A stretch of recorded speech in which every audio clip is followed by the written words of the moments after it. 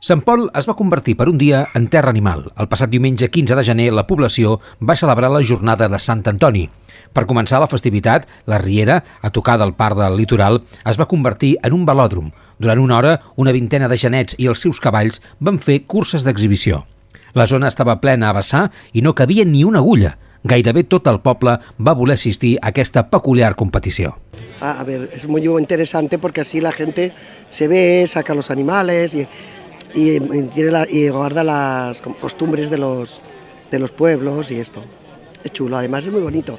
Home, realment a Sant Pol no ens podem queixar perquè cada cap de setmana, com aquell que diu, hi ha alguna activitat a fer, però aquesta és especialment maca perquè és a l'hivern, que és una mica més mort a aquesta època, i pels petits, perquè al veure tants animalons per aquí doncs, també fa gràcia veure els cavalls, sí.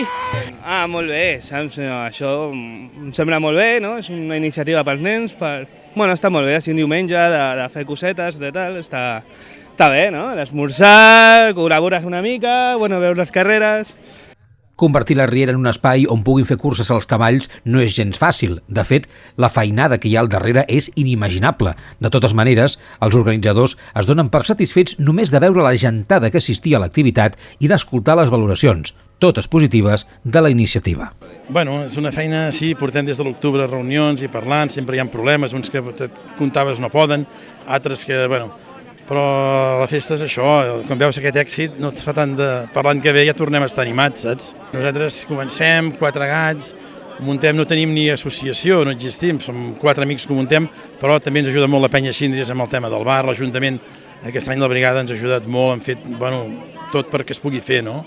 Hem canviat d'emplaçament, molt contents de tots els que ens han ajudat, molt. A banda de cavalls i tot tipus d'animals, a la zona es va habilitar diferents carpes que oferien, entre d'altres, un bon entrepà de botifarra per esmorzar o un got de cervesa per fer el vermut. Després de gaudir amb les curses, tothom cap a la plaça de l'Ajuntament. Allà s'hi oferia vermut popular amb paperines de patata xips. Mentrestant, els animals anaven passant per davant del mossèn que els beneïa un per un. El pobre capellà encara deu tenir el braç adolorit.